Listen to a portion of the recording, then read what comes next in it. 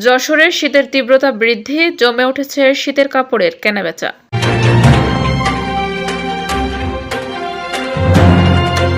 যশোরে হঠাৎ করেই শীতের তীব্রতা বেড়ে যাওয়ায় জমে উঠেছে শীতবস্ত্রের বাজার।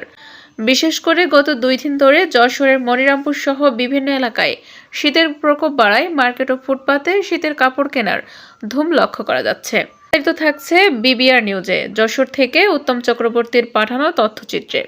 সঙ্গে সঙ্গে উচ্চবিত্ত মধ্যবিত্তরা বড় বড় শপিং মল ও বিপণী বিতানে ভিড় জমালেও নিম্নবিত্ত মানুষের প্রধান ভরসা হয়ে উঠেছে ফুটপাত। ইতিমধ্যে ফুটপাত জুড়ে বিক্রেতারা সাজিয়েছেন বাহারি শীতবস্ত্রের পসরা।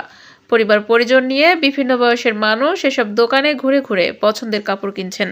আলী খান রনি জানান, চলতি শীত মৌসুমে প্রায় 15 লক্ষ টাকার শীতবস্ত্র বিক্রির লক্ষ্য নির্ধারণ করা হয়েছে। তিনি আরো বলেন, গত কয়েক বছরের শীত তেমন না থাকায় অনেক কাপড় অবিক্রিত থেকে গেছে, তবে এবছর পরিস্থিতি ব্যতিক্রম। শনিবার সন্ধ্যায় রাজগঞ্জ বাজারে বটতলা মোড়ে দেখা যায় ভ্রাম্যমাণ ভ্যানবাড়িতে সাজানো হয়েছে জ্যাকেট, সোয়েটার সহ নানা ধরনের শীতের পোশাক। শীত থেকে একটু উষ্ণতার খোঁজে বিভিন্ন শ্রেণীর পেশার মানুষ এসব দোকানে ভিড় করছেন। ক্রেতারা কাপড় ভালোভাবে দেখে দরদাম মিলিয়ে সন্তুষ্ট হলে হাসি মুখে বাড়ি ফিরছেন। কামরুল ইসলাম বলেন, দেশের স্থানীয় গার্মেন্টস কারখানা থেকে আসা জ্যাকেট, সোয়েটার পাশাপাশি কোরিয়া ও তাইওয়ান থেকে আমদানি করা পুরনো শীতের কাপড়ও এখানে পাওয়া যায়। দাম তুলনামূলক কম হওয়ায় এখান থেকেই কিনছি। বাচ্চাদের জন্য ভালো কালেকশন পেয়েছি।